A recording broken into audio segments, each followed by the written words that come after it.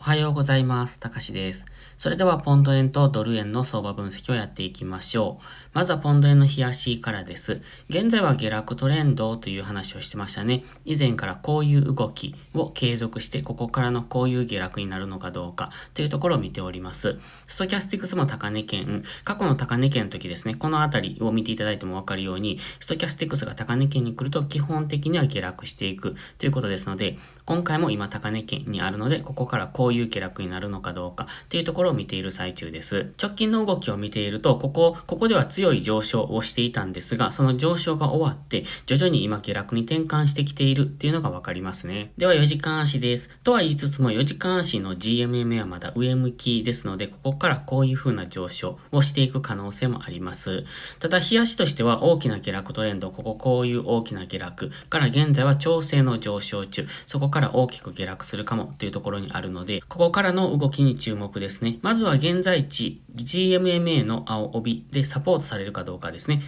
今のところちょっと上値が重い感じで、小さく1時間した下落トレンドを作ってますので、この下落トレンドが継続していくのであれば、このまま下落という形になってくると思います。その場合は184円付近を再び目指していくと考えられますが、まずは GMMA でサポートされるかどうかっていうところです。逆に言うと、この GMMA 付近を下抜けてくると、もう大きく下落していくと考えますので、その辺の動きを見ておきたいですね。では、1時間足です。1時間足は先ほど言ったように、じわじわと下落してきているという話をしましたね。下落トレンドを作ってまして、昨日もこれ一度 GMMA 上抜けたんですが、そこから急落、そして現在は GMMA で上値を抑えられて下落方向に動いているので、こういう動きを想定しておいてください。現在のこの下落のトレンドを崩すまでは基本的には下落方向に向かっていきやすいですね。ただ、現在地の少し下、昨日の安値付近っていうところは、このオレンジの日本のライン、ありますよね。ここの部分っていうのは比較的底堅い動きをしがちなところにもなってきますので、なのでこのあたりからの反発っていうところも考えられます。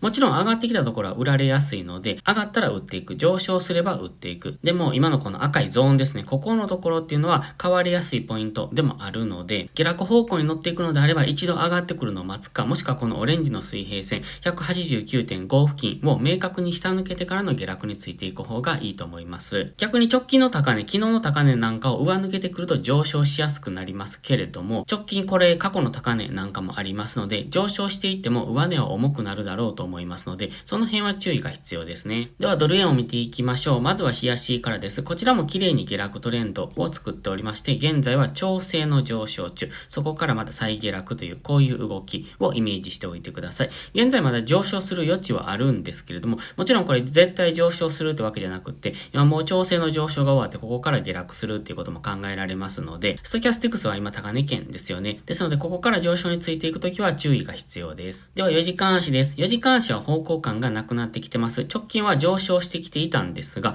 押しをつけてここから再上昇できるかどうかっていうところに現在はありますね。このまま直近の高値、144円付近を明確に上抜けてくると、こういう動きに入っていくと考えますが、現時点では何とも言えませんので、今は GMMA の青帯横ばいになってますよね。こんな感じ。なので、つまりレンジです。こういう動き方を想定しておいてください。ストキャスティクスも高値圏ですので、そう考えると本日朝から下落方向に動いてきてますけれども、基本的には本日は上値が重く下落しやすいという、そんな相場だと見ておくのが分かりやすいと思います。ただ先ほど言ったように、レンジなので GMMA の青帯横ばいなので、上がったり下がったり方向感なく動きやすいので、しっかりと引きつけてトレードをしていく必要があります。では1時間足です。1時間足は上昇トレンドを作ってきているんですね。昨日もしっかり押しを作って上昇してきている。ただし、この黄色のゾーンですね。このあたりが上値が重くなってくるポイントですので、143円の前半ぐらいですね。そんなあたりっていうのは戻り売りがされやすいポイントになってきます。逆に言うと、ここ上抜けてくると上昇しやすいんですが、すぐ上にはこれまた過去の高値がありますので、上抜けて上昇すると見せかけてズドンと下落するみたいな動き方には注意が必要です。とは言いつつも、このあたりですね、オレンジの水平線付近、そのあたりは底堅い動きもしがちですので、142円の前半に来れば今度は反発しやすくなるので、大枠ではレンジですよね。143円のミドルぐらい、この黄色のゾーンがレンジの上限、そして昨日の安値付近ですね、このあたりがレンジの下限と見ておくとトレードがやりやすくなると思います。それでは本日は以上です。現在使用しているチャートはトレーディングビューなんですが、使いやすいチャートですので、まだご利用でない方は一度お試しください。概要欄に URL を貼っておきます。登録は無料です。また、ノートのメンバーシップ会員を募集しております。毎朝更新の詳細な分析と週末の限定動画で FX のスキルを上げられるような内容となっております。朝の分析を視聴していただくだけでも内容の濃いものになっておりますので、聞くだけでスキルが上がっていく、そんなメンバーシップになってますので、ご興味ある方は今5月の頭がお得です。ぜひ一度お試しください。こちらも概要欄に URL を貼っておきます。それでは本日も最後までご視聴ありがとうございました。たかしでした。バイバイ。